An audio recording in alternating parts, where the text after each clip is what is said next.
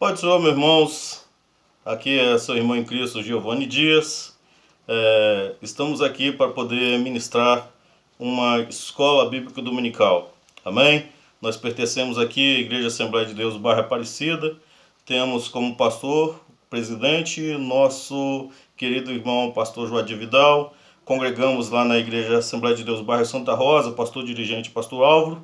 Mando um abraço especial para todos os irmãos de nossa congregação, os irmãos da nossa sede, amém, aqui do bairro Aparecida, os irmãos de Santa Rosa também. Queridos irmãos, todos nós somos sabedores do que tem acontecido no nosso país, né? E por questões maiores, nós fomos confinados e não pudemos dar a última aula, né? A última aula na Escola Bíblica Dominical do nosso primeiro trimestre de 2020. Nós findamos agora com a lição de número 13, onde nós estávamos estudando essa revista, a Escola Dominical da CPAD, né? Tendo como o título primordial A Raça Humana, Origem, Queda e Redenção. Pastor, o comentarista Claudionor Ferreira de Andrade. Nós tivemos então todas as demais lições, faltou a lição de número 13 e aonde nós vamos estar ministrando nesse momento junto com os irmãos, amém?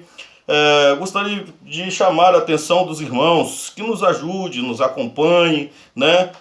Vou tentar ser o mais breve possível para que o vídeo não seja tão grande, né? E peço a colaboração dos irmãos. Ouve a palavra de Deus, estude a palavra de Deus, amém?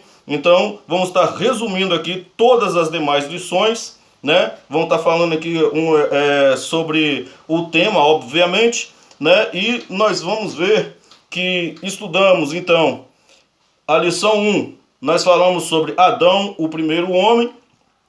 A lição de número 2, nós falamos a criação de Eva, a primeira mulher. A terceira lição, que foi a natureza do ser humano. Quarta lição, atributos do ser humano. Quinta lição, a unidade da raça humana. Sexta lição, a sexualidade humana. Sétima lição, a queda do ser humano.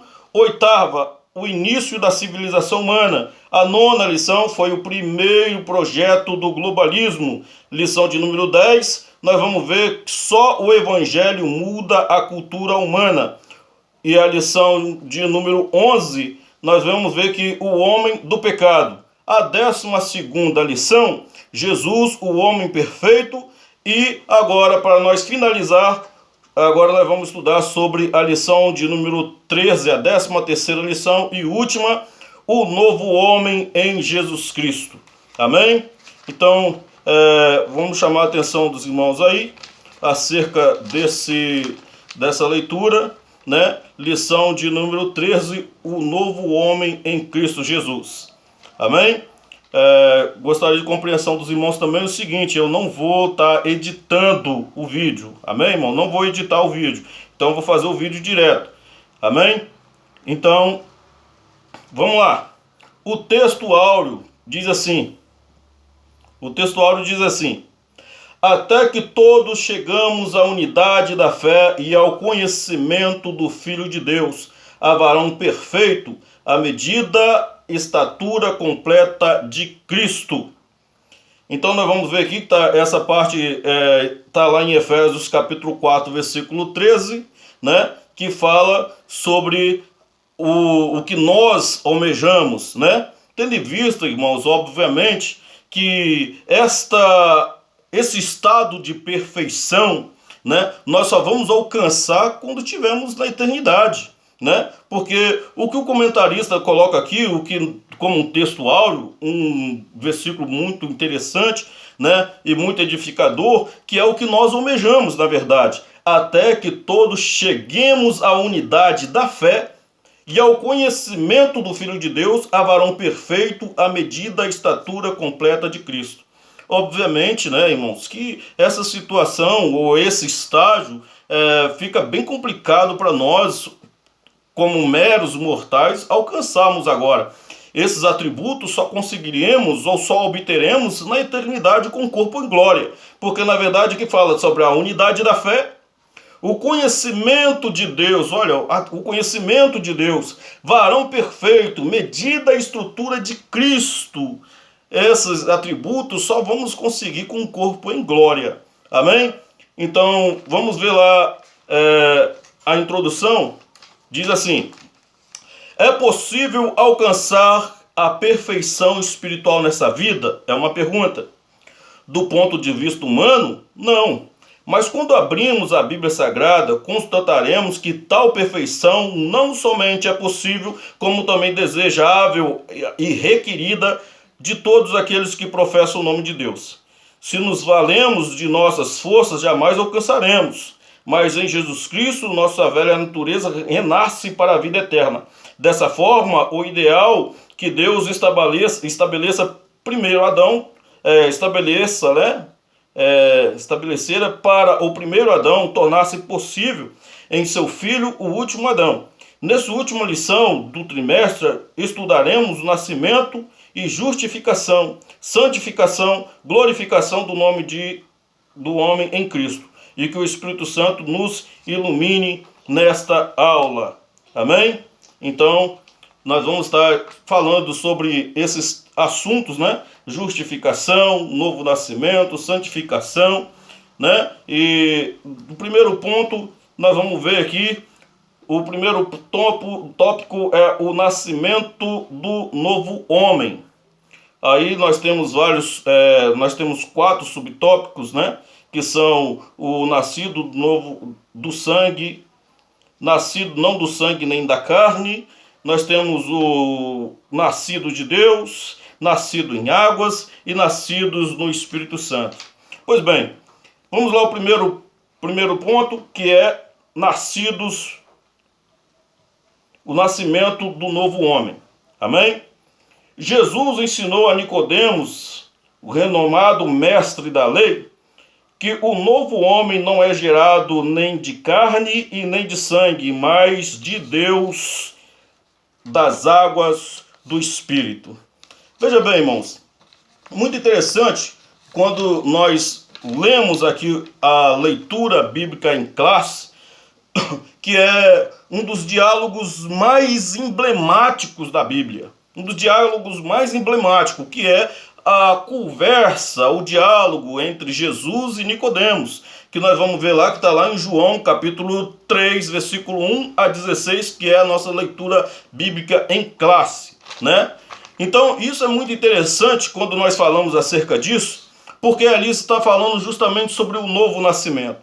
E interessante que para nós entrarmos, obviamente, nesse mundo físico, todos nós viemos de um nascimento, obviamente, né? Com a junção de um homem e mulher, então nós entramos neste mundo físico através do nascimento. Pois bem, para nós entrarmos no mundo espiritual, também da mesma forma necessitamos de um nascimento, ou um novo nascimento. Era o que Jesus estava tentando explicar, o que Jesus estava explicando para Nicodemos. Necessário vos é nascer de novo. Então, interessante para nós entendermos isso, que para entrarmos no reino de Deus, ingressarmos no mundo espiritual, no mundo de glória, para entrarmos no reino de Deus, é necessário, então, o quê? Nascer de novo. É preciso nascer de novo. Então, vejamos lá o que diz aqui o versículo chave para esse assunto, que está justamente na nossa leitura bíblica em classe, lá em João, o Evangelho de João, no capítulo 3, né? E o versículo 3 e o versículo 5. Olha só, veja bem, está aqui na nossa revista mesmo. Então, repare só, vamos fazer ênfase no versículo 3 e o versículo 5. O que diz Jesus aqui? Jesus respondeu e disse-lhe: na verdade, te digo que aquele que não nascer de novo não pode ver o reino de Deus. Agora, olha o versículo 5. Jesus respondeu: na verdade, te digo que aquele que não nascer da água e do Espírito não pode entrar no reino de Deus. Então, repare só, o versículo 3 diz que não pode ver o reino de Deus. O versículo 5 diz: não pode entrar no reino de Deus. Então aqui nós temos duas palavras: ver e entrar. Então, se não entrarmos, se não nascermos de novo, não podemos ver e nem podemos entrar no reino de Deus. Esse é um dos requisitos, né, principal para poder entrarmos no reino de Deus, o nascer de novo. E isso é muito interessante, irmãos, porque se nós nascemos, ninguém pode nascer, né? Ninguém pode entrar no mundo físico se não estiver vivo, né? Se não nascer no mundo espiritual da mesma forma, né? Devemos estar vivos. E se estamos vivos, né? Lógico, e agregamos ou ingressamos na Igreja de Jesus, né? Que é o organismo vivo. A Igreja de Jesus é o organismo vivo. Nós somos um organismo vivo. Nós somos a Igreja de Jesus, né? É muito interessante falarmos sobre isso, que a igreja é um organismo vivo, porque nos dias que estamos vivendo, na atualidade agora, com esse confinamento que temos, muitas igrejas estão fechadas, né, não podem cultuar, estão limitados, né, alguns irmãos estão voltando à velha prática, que já estava há tanto tempo esquecido, de culto no lar, né, cultos na casa de alguns irmãos, né. Isso é muito interessante. Então, nesses dias que estamos vivendo, a igreja como organização fica limitada, né? Porque existe a igreja como organização e a igreja como organismo. E é interessante aprender isso. Por quê? Porque a igreja como organização está confinada. Muitos irmãos não estão fechados, estão de porta fechada, estão confinados, não podem reunir, não podem abrir a porta. Isso é a igreja como organização, né? E, irmão Giovanni, eu não entendi. A igreja como organização tem nome, obviamente. O que é a igreja como organização? A igreja como organização é a Assembleia de Deus, como eu congrego na Assembleia de Deus. Isso é a igreja como organização. Batista, Maranata, Presbiteriana, Deus Amor e tal, e vários outros nomes. Isso é a igreja como organização. Como organização. Agora, a igreja de Jesus, a igreja verdadeira, ela é um organismo vivo. É um organismo, não é organização, é organismo. E se a igreja como organização, ela tem nome, né, como nós citamos, a igreja como organismo vivo também tem nome. Como assim? Sim, a igreja como organismo tem nome. Quer ver o nome? Aqui, essa igreja se chama Giovanni Dias. Aí tem irmã Maria, irmão Sebastião, irmão Tião, irmão Francisco, irmão fulano, irmão Betano. Isso é a igreja como organismo. Isso é a igreja como organismo. E a igreja como organismo está viva, ela está ativa e está buscando, está orando. Mesmo com todas as dificuldades, o período que mais a igreja cresceu, o período que mais a igreja foi edificada, um período de dificuldade. Então a igreja como organismo está viva e ativa, amém? Então, para nós entrarmos no reino de Deus é necessário o quê? Nascer de novo. Isso é muito interessante para nós entendermos. Então vamos lá, continuar. O nascimento não do sangue e nem da carne. Não é o nascimento do sangue e nem nascimento da carne. Vamos lá. No prólogo do seu evangelho, o apóstolo João afiança de que o novo homem em Cristo é, antes de tudo, uma criação espiritual. Não é gerado nem de sangue e nem de carne, mas de Deus. Apesar do pecado do primeiro Adão, nós podemos renascer para Deus através dos méritos de Jesus, o último Adão. A atuação do Espírito Santo no interior do ser humano é o maior milagre, o milagre mais expressivo que Deus pode operar em nossa vida. Ao nascer de novo, o homem experimenta um novo Gênesis, a comunhão plena com o Pai Celeste, conforme está lá em Romanos 8,16. Veja bem, irmãos, olha só que interessante isso aqui. Eu glorifiquei muito a Deus quando eu li a revista pela primeira vez e vejo esse ponto aqui. O que o comentarista aqui no caso o pastor Claudionor de Andrade, foi muito feliz nessa pontuação, nesse parágrafo, porque olha o que ele diz aqui, é uma coisa muito tremenda, irmão. A atuação do Espírito Santo no interior do ser humano é o milagre mais expressivo na vida do homem, dando a ele um novo gênese, ou seja, um novo começo, né? A manifestação do Espírito Santo na vida do homem. O maior milagre que Deus pode operar na vida do ser humano, o milagre mais expressivo que Deus pode operar na vida do ser humano, não é, irmãos, não é fazer um mudo falar, não é um paralítico andar. Deus pode fazer isso? Deus pode, obviamente. A Ele todo o poder, né?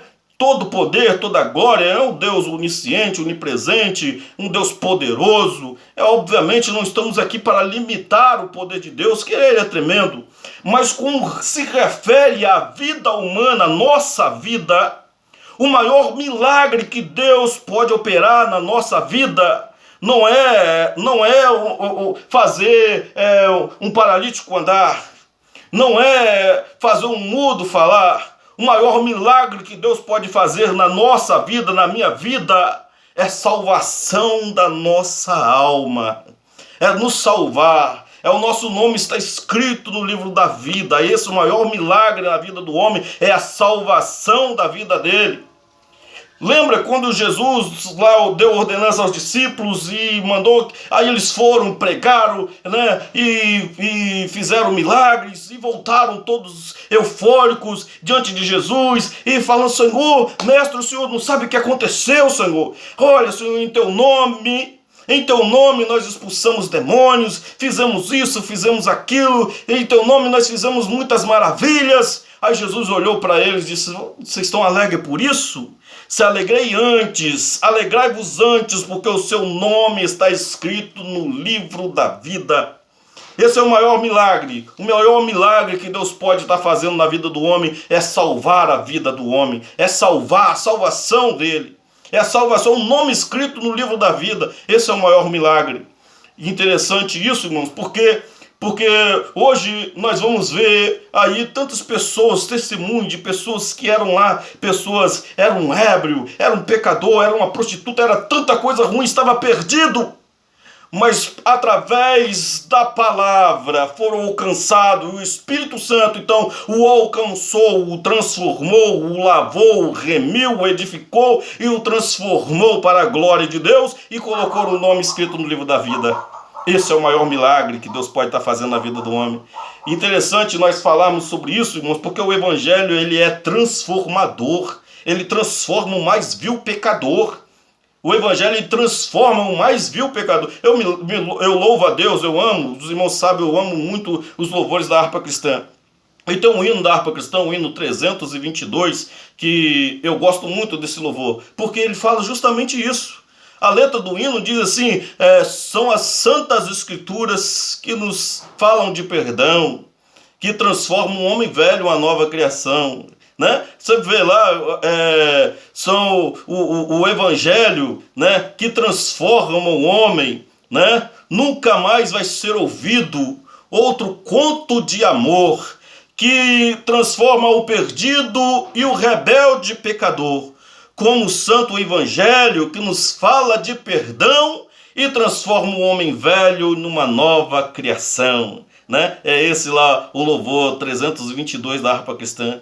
E isso é muito interessante. Na aula de número 9, que se eu não me engano, na lição passada, nós falamos sobre um assunto interessante ali, sobre o globalismo. E nesta ocasião, né, se eu não me falha a memória, é a lição de número 9, nessa ocasião nós falamos sobre um assunto interessante ali, falando sobre a religião e a política. Durante toda a história da humanidade, a religião e a política sempre andou junto, sempre caminhou junto, durante toda a história da humanidade. Isso lá desde o primórdio. A religião e a política sempre andou junto. Por que isso? Por quê? E até hoje ainda algumas religiões são bastante ligadas à política. Por quê? Porque, obviamente, é um meio de manipular a sociedade.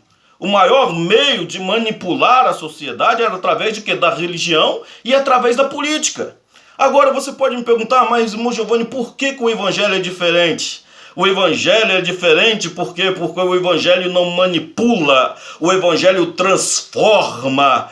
Vou falar de novo, que eu gostei dessa frase. O evangelho, ele não manipula, o evangelho, ele transforma. Aleluia. Então isso é bastante maravilhoso, porque hoje nós vamos ver tantas pessoas que era ex isso, ex era aquilo, fazia isso, fazia aquilo outro e tal, mas hoje são pessoas honradas, que foram lavadas e remidas pelo sangue de Jesus e entenderam o que Jesus estava falando com Nicodemos. É necessário vos nascer de novo. Amém? Então, glória a Deus. Vamos lá, continuidade. Nascidos de Deus. Nascidos de Deus. O nascimento do novo homem é descrito pelo evangelista como um ato de nascer de Deus. Isso implica a aceitação pela fé do plano da salvação que o Pai Celeste elaborou bem antes da fundação do mundo. Torna-se uma nova criatura em Cristo. É o auge da bem-aventurança humana. Logo, nascer de novo, o nascer de Deus, é tornar-se filho de Deus pela fé. Aqui eu quero fazer 2 comentários aqui, em cima desse ponto. Veja bem, olha o comentarista coloca aqui, torna-se uma nova criatura em Cristo e o auge da bem-aventurança. O auge da bem-aventurança, né, tornar-se uma nova criatura. Então quando nós vemos lá, esses versículos de 2 Coríntios, capítulo 6, capítulo 5, versículo 17, e Gálatas também, capítulo 6, versículo 15, esses são os versículos-chave para esse assunto, todos esses vão estar falando sobre o quê? Vão estar falando sobre um novo homem, uma nova criatura. Eis que tudo se fez novo. Eis que tudo se fez novo. Repare bem essa palavra. Olha que palavra maravilhosa. Eis que tudo se fez novo. Tem muitas pessoas que não entendem, irmãos. Tem muitos cristãos que não entendem essa palavra, né? E eis que tudo, se estamos em Cristo, nova criatura és, e tudo se fez novo. Porque tem pessoas que querem dar um jeitinho, né? Dar uma recalchitada na vida, sabia? Você acredita que tem crente assim que tenta fazer uma recalchitada? Sabe o que é isso? Você já viu os pomos feitos com pneu recalcitado? Né? Pega o pneu velho, né? Pega aquele pneu velho, né? Leva lá para a fábrica de novo, aquele pneu velho. Aí o que eles fazem? Dão uma limpada nele, né? E depois aquela camada que está toda careca, do pneu que fica todo careca, aparecendo a lona, às vezes aparecendo até os ferrinhos, aquela partezinha feia. O que eles fazem? Eles pegam uma outra camada e jogam em cima daquela. Né? Cola ali bonitinho, aí quem olha assim, pneu novo, pneu recalcitrado, né? Pneu tá novo. Então muita gente olha assim e fala, esse daí tá novo. Mas a estrutura daquele pneu ainda é estrutura de velho. É um pneu velho. Parece um pneu novo, mas é um pneu velho. Só tá a capa, só a superficialidade. Mas o seu interior ainda é de um pneu velho, né? Então, isso é muito interessante para nós, porque tem muitas pessoas que é dessa forma. Olha para ele, não parece que nasceu de novo. Mas o seu interior, né? O velho homem está lá. O velho homem ainda continua lá, né? Então, isso daí parece ser crente, hein? Parece que agora é uma nova pessoa.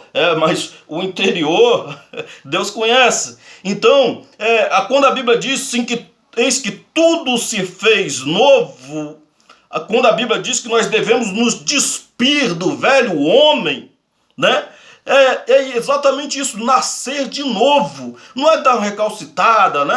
Fazer uma adaptação, né? Não, eu vou dar uma adaptaçãozinha aqui, bota umas letrazinhas, faz de conta que é gospel, fala alguma coisa de Jesus, eu falo alguma coisa de Deus, né? Mas o seu interior, o velho homem está lá. E não é isso que a Bíblia diz, não. A Bíblia diz nascer de novo. É uma nova criatura. Eis que tudo se fez Novo. E se é um novo, irmãos, então é novo hábito, novo caráter, nova linguagem, novo em tudo. Tudo se fez novo. Amém? Então, que nós possamos cada dia mais pedir a Deus, Deus, Senhor, eu preciso nascer de novo. Nós precisamos, e tem muitas pessoas, tá dentro da casa do Senhor, né?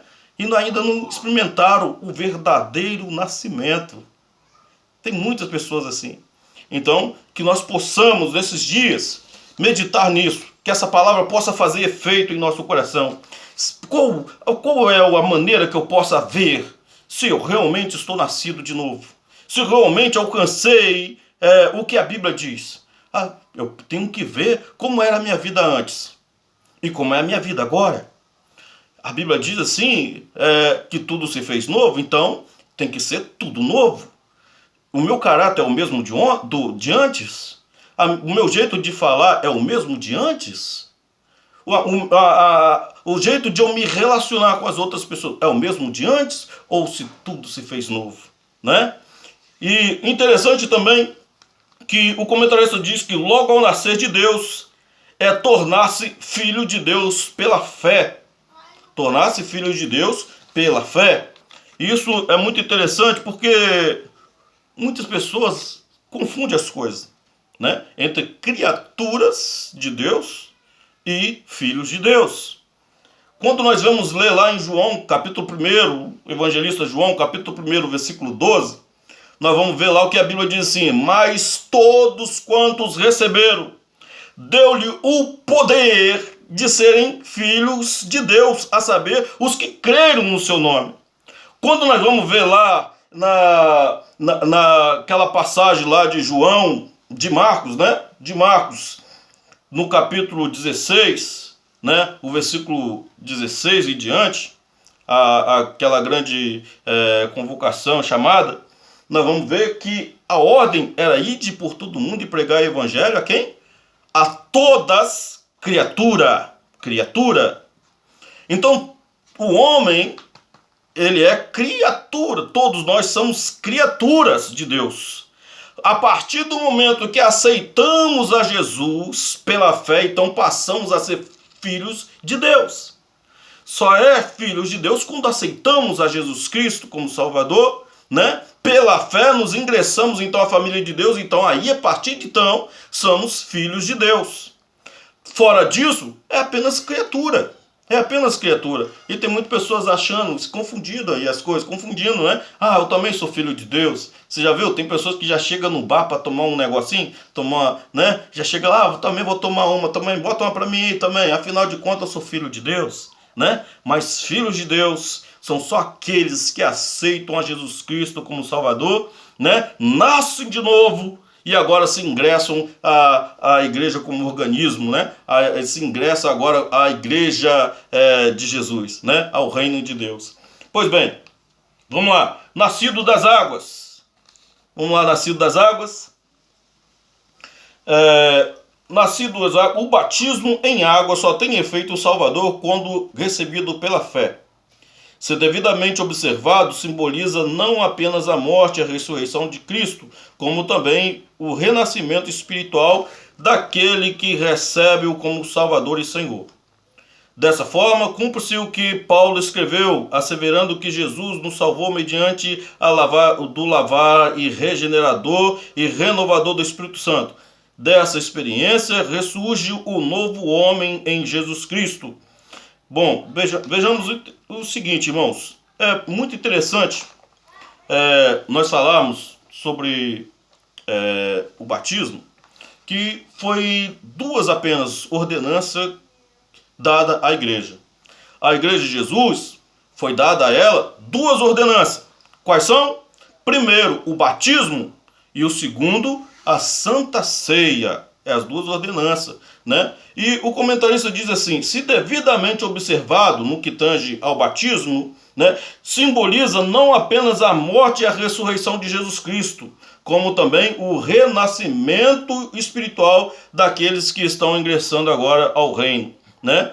Ou seja, como o batismo, né, ele tem a finalidade ou simboliza não apenas a morte e a ressurreição de Jesus, como também simboliza também a morte do velho homem, né? Ou sepultamento dos nossos pecados e a ressurreição do novo homem, né? O ato ali de imergir e submergir, morre, é sepultado o velho homem e renasce agora a nova criatura, né? E isso é muito interessante, né? Porque a Bíblia diz assim: aquele que crer e for batizado será salvo, né? Recentemente, antes, um dos últimos cultos que nós tivemos na nossa congregação, eu tive o privilégio de estar apresentando para a igreja duas crianças recém-nascidas, né? Duas crianças recém-nascidas. E nessa ocasião nós estávamos ensinando e pregamos, né, e sobre isso, e ensinamos que não temos o costume de estar batizando os nossos bebês, né, os nossos recém-nascidos, como algumas religiões têm por aí, né, que tem ainda o costume de batizar a criança. Nós não temos esse costume de batizar os nossos bebês justamente porque nós entendemos que o batismo é sepultamento de pecado, arrependimento de pecado. E uma criancinha recém-nascida, né, o único pecado que tem é o pecado natural de Adão. Então, só vai poder batizar quando ela tiver maturidade para entender o que é o batismo. Batismo é arrependimento de pecado, né? Arrependimento. Morre o velho homem e ressurge agora a nova criatura, né? Então, as ordenanças são duas, que é o batismo em água e Santa Ceia. Amém? Eu vou estar dando uma corridinha, irmão, porque para o vídeo não ficar tão grande, né? Então vamos lá. Nascidos do Espírito. Nascido do Espírito. A regeneração só é possível através da atuação do Espírito Santo na vida do pecador arrependido. É ele quem opera o novo nascimento. Esse ato de regenerador não pode ser explicado em linguagem humana. Somente a partir dessa ação sobrenatural em nossa alma, né, é que o novo homem em Cristo torna-se possível. Temos aí a genuína conversão. O que nós entendemos aqui? O comentarista deixa bem claro: a regeneração só é possível através da atuação do Espírito Santo da vida do homem. A Bíblia é bem clara em dizer que quem convence o homem do pecado é o Espírito Santo. O Espírito Santo que nos convence a todo momento, né, dos nossos pecados, né? E isso é interessante porque algumas religiões que querem convencer a pessoa à força, né? À força, como o Islã, por exemplo, que pega uma AK-47, bota na cabeça do camarada: ou você aceita o Islã, ou você aceita Maomé, ou você aceita o Islã, ou então a gente